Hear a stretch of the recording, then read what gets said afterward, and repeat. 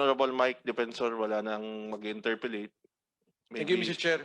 You are recognized. Thank you, Mr. Chair. Maraming salamat po sa pagkakataon. Mr. Chair, if I may, I have a presentation. Gusto ko muna, bago ako magsalita, while they're preparing it, una ko sa lahat, kaya kanina ho, tinicheck ko yung documents. Ngayon ko lang nalaman na ngayong umaga lang sinubmit yung ibang dokumento. Ngayon lang ho. Yes, Mr. Chair. So, matagal na ho to, Mr. Chair, na sinabi. And in fact, ang hirap sa marami nating kasama na hindi sila nabibigyan ng guidance tungkol dito sa mga dokumentong to. Maybe Mr. Gerland would like to react on my statement. Go ahead, please. Mr. Chair, with your permission. Mr. Chair, we would like to clarify, sir, that our submission of the documents was made yesterday. Yes, I acknowledge that majority of the documents, 95%, was received yesterday on I think 3:30 or 3 o'clock. But there was a few documents additional received this morning. I think those are the ones mentioned by And, Representative Defensor. same documents. Those are the same. Yes, sir. So those are the same pala. Mr. Chair, just I'd like to clarify because I've been looking to the documents. Hindi ko po nakita yung tinatanong ko kanina. But Comsec Marivic, Attorney Marivic was kind enough to point out the soft copy. Pero Mr. Chair, ang hirap din naman po that we're coming into the hearing and these are voluminous documents. Para malaman lang natin, para at alam ng taong bayan, pagka pinagsama-sama natin yung mga copies niyo, siguro mga ganito kakapal ho yun para basahin natin. And mahirap pong basahin tong mga to, hindi ganun kadali dahil these are financial documents. And you really have to make an understanding, kailangan mong intindihin ano talaga tong dokumentong to. But at any rate, Mr. Chair, let me proceed with my presentation. Let's proceed. Yes, Mr. Chair, before I begin, gusto ko malaman, sino bang presidente ngayon ng Lopez Holdings? Si Tirona, Attorney. Salvador Tirona. Mr. Salvador Tirona is on Zoom. Yes, may I know the chairman? Because Mr. Tirona is the president. Who's the chairman? Chairman is, I think, Lopez, Piki Lopez. Yes, Mr. Chairman. Mr. Chairman, the chairman of the board now, Lopez Holdings, is Mr. Federico Lopez. Okay, Mr. Chairman, before I begin, gusto ko lang iklaro. Mr. Federico Lopez was not involved dito sa sitwasyon to. Bago na po itong Lopez na to. At yung pong DBP, nakaharap natin ngayon, I'm not sure kung sa legal department, they were there that time, pero let's say Mr. Herbosa and the others, Attorney Adjong, hindi rin po sila involved. I just want to put that for the record. In the same manner na si Mr. Federico Lopez, kilala ko sa business circle at maganda po ang pagkakilala sa kanya. I just want to clarify that in the same manner na yung si Presidente during the hearing was saying na naawa siya kay Mr. Mark Lopez and Mr. Carlo Katigbak of abs-cbn dahil hindi naman sila kasama doon sa punot dulo ng problema. Having said that, Mr. Chair, gusto kong ipaliwanag na itong loans na pinag-uusapan natin was an offshoot of the investigation of abs-cbn. Dahil ang punto ng Presidente dito, ginagamit o wino-weaponize ang mass media in order to seek favors, in order to seek, in this particular case, loans from the TVP. Ginagamit po yung mass media para gamitin, makautang, magamit para sa negosyo. Yan po yung naging unang punto nun na binabanggit ng ating Pangulo. And rent-seeking, oligarchy, these are the key terms used by the President. So if I may, the first part, I'll go by this step by step if the team can assist me on the presentation. The DBP loan investigation by the abs-cbn Lopez Group of Companies. So I'll go through this step by step. Una po sa lahat, next slide please. Ang mga loans po na to, nagsimula noong 1995. Yan po ang loan, parang hindi makita ata, ng loan ng Bayan Telecommunications. Ito po ay isang syndicated term loan, $374.4 million. Ang ginamit na collateral dito ay estate mortgage on present and future real assets. Outstanding balance by 2006, so from 1995 to 2006, hindi po nakapagbayad ng 576 million. Pagkaklaro, hindi lang naman po sa DBP yan. Again, syndicated, marami pong nagpautang. Tama po, Attorney Quezon, ang aking paliwanag? Mr. Chairman, I'd like to refer that question to our resource person, Mr. Tirona. Mr. Torona, for the record, you may want to respond.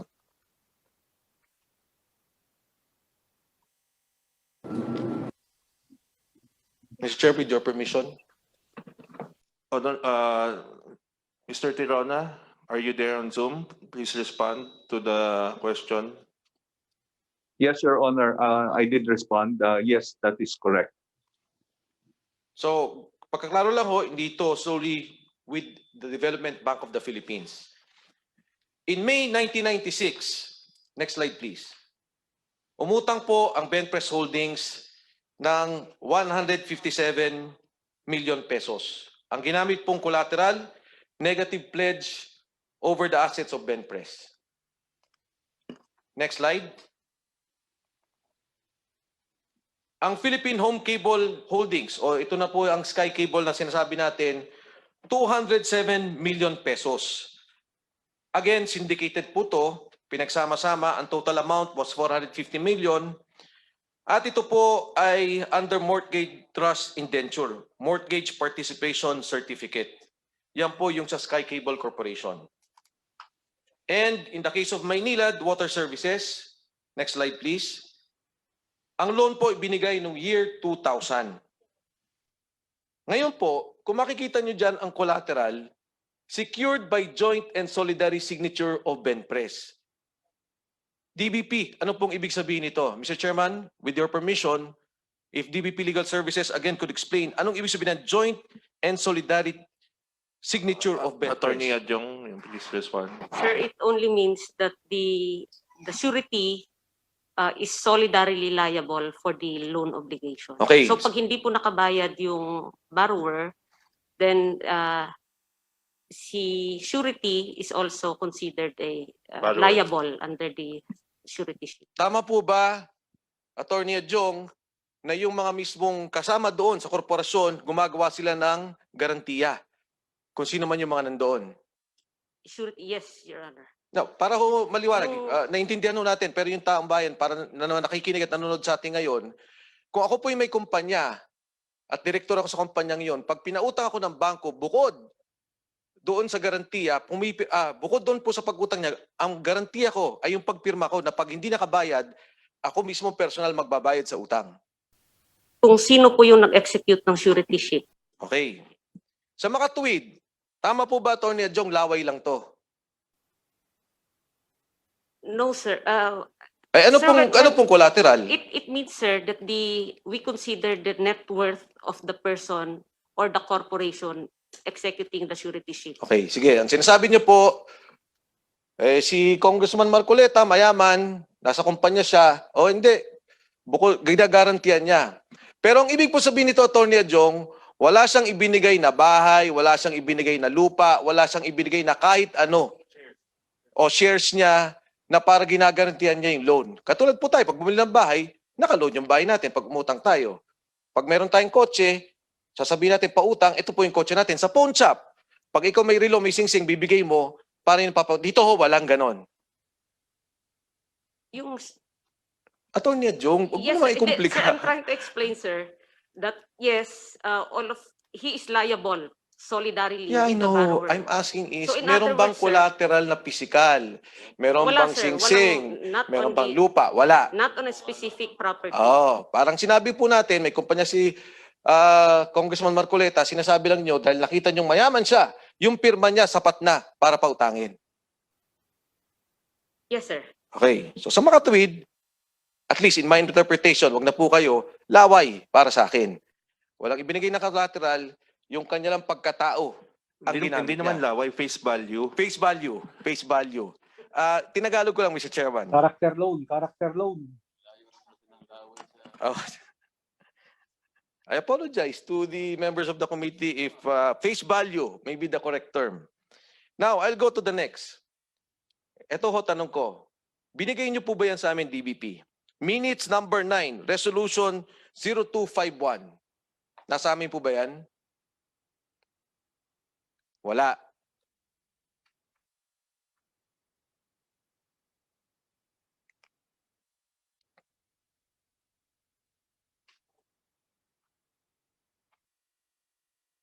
Ako na po sasagot, Mr. Chair. Wala po. Wala. And kaya ko po ito binabanggit, Mr. Chair, makikita nyo, nasa DBP yan. And yet, hindi binigay sa committee. Now, I'll proceed to the next. Next slide, please. Yan po ang resolution number 0219. Manila Water Services Special One-Shot Transaction, Clean Bridge Facility of 1 billion. Attorney Jong, ano pong ibig sabihin ng Clean Bridge Facility? Sir, in general terms, it means that they are given financing while awaiting some other form of financing. Yung pong bridge. Pero yung clean, ibig sabihin, walang collateral. Yes, sir. Okay. So, ang ibig sabihin, nagbigay kayo ng 1 billion dahil meron kayong sinasabing, oh, may darating pala siyang pera. Di ba? Parang ganun po yung naging pag-uusap niyo dyan. Binigyan ngayon ng pautang in the year 2000. 1 billion po to.